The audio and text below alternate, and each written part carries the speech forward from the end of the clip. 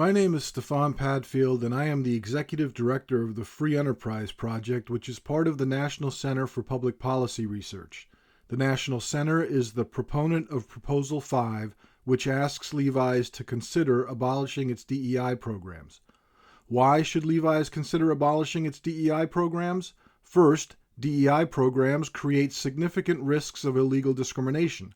For example, in our proposal, we note that Levi's considers race and sex in hiring and promotion decisions, as well as in picking suppliers, and that Levi's promotes employee resource groups with designations such as, quote, black in the U.S., end quote.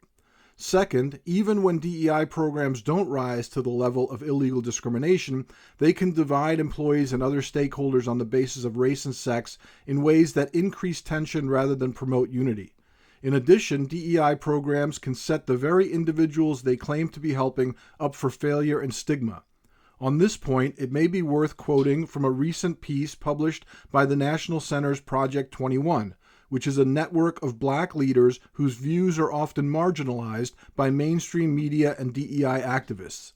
The piece is titled "Rolling Back DEI Rewards Black Americans Instead of Crippling Them." Here are some of the relevant quotes. Brandon Bryce, former head of a statewide DEI program, notes that DEI reduces the value of merit, hard work, and qualifications. It also goes directly against Dr. Martin Luther King Jr.'s vision of a world where people are judged based on the content of their character.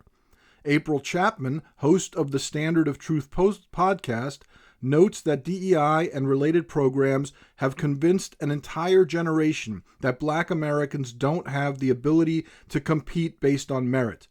President Trump, in seeking to end DEI, is countering this liberal narrative, and his view parallels that of Booker T. Washington, who taught that free markets, hard work, and the belief in one's own ability to be the best will dictate success and will result in a more favorable economic outcome.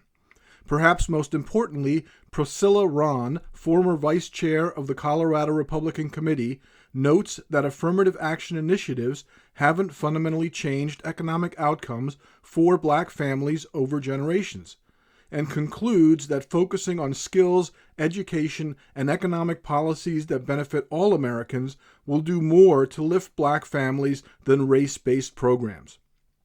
On this last point, imagine what corporations could accomplish if they stopped dividing us on the basis of race and sex and instead focused on raising the floor for all Americans in areas such as education, which are at the root of the pipeline problems driving our demographic inequalities.